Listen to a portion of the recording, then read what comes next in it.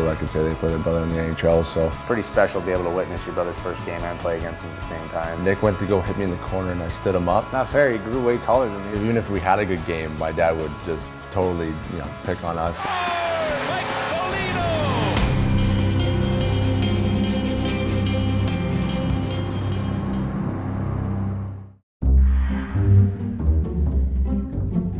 Marcus is very easygoing and I'm very high-strung, so that's not a similarity at all. We're different that way. Nick Foligno going after it, gets it over the line, and he gets flapped back there by Sakic. Nick has to have everything in order, though. I'm a neat freak. He'd come home and he had to put everything away perfectly. And we had these loud closets that would slam, so he'd open them up, and we shared a room until he moved out. That's not even that bad. Actually, we shared a room until he got married. Yeah. So me, I would just walk home at 3 lovely. a.m. and just throw my stuff on the floor and just get into bed and go to sleep. But he was just anal like that, and it sucked. Fed it back in behind the net, right out in front, they score!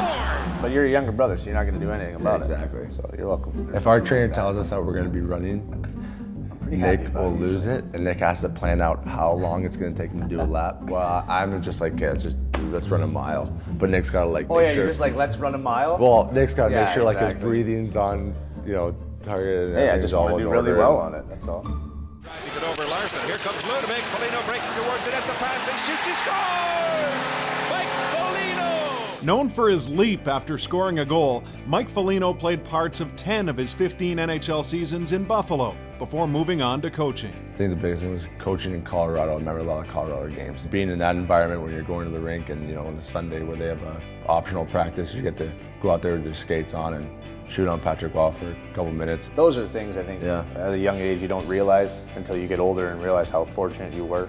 You take a pass from Joe Sakic or Peter Forsberg, and at the time you're just like, oh, this guy's passed me a puck, this is great. And then you look back, you're like, Joe Sakic, Peter Forsberg just passed me that puck. It's amazing. You don't realize it because to you it's just normal. It's your dad. This is what he does. Nick and Marcus later played junior hockey in Sudbury, under the tutelage of Father Mike as the head coach, which made for some memorable moments. I was probably his first student, so to speak, so he had a lot of experiments on me, I think. Sometimes I have to drive to the rink. My mom would drop me off, and then I'd have to get a ride home with my dad. And then if it's not a good game, I think right when you hit your driveway, the whole way there until you hit your driveway, it's silent. There's no one talking. And then right when you hit your driveway, I think he usually stops the car, and then he has about a 20-minute conversation. It was probably the worst 15 minutes of my life with silence, and knowing that he's going to lose it and you're going to see a big vein run down his forehead. Even if we had a good game, my dad would just totally, pick on us. At the center of the Foligno family was their mother Janice, raising Nick and Marcus along with their 2 sisters, while Mike went through the rigors of an NHL schedule. Shortly after Marcus was drafted by Buffalo in 2009, Janice lost her courageous battle to breast cancer. I was always with my mom all the time.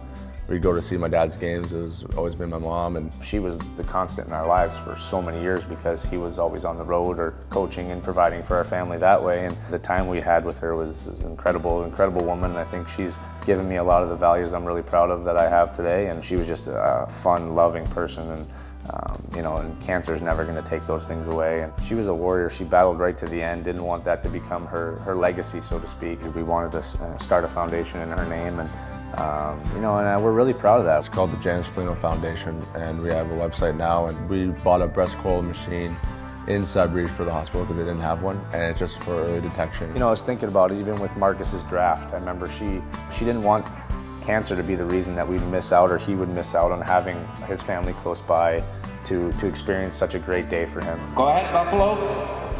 Buffalo selects for Sudbury Woods, Marcus Foligno.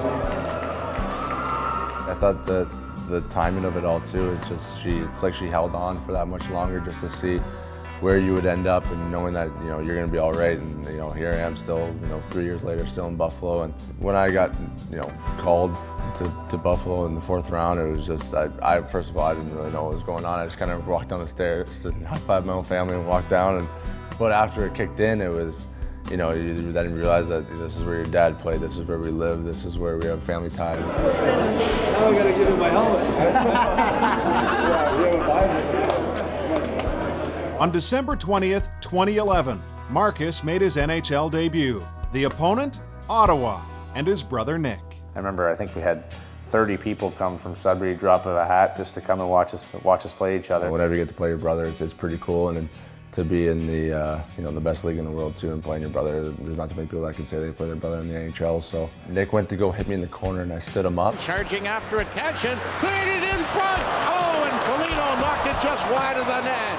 That hurt, actually. And then he came back and speared me, so that was probably the biggest thing. That was, yeah. Because I knew it's the that only Nick, way I knew how to get back at him. Yeah. It's not fair. He grew way taller than me, so that's the only thing I can use now is my stick. He started to expand this way, and I just kind of stayed the same, and now I'm a little bit nicer to him. I'm more afraid of my sisters than I am of him. Chases after it again and takes down Gonchar. Here's Marcus Foligno trying to clear it in, but they score!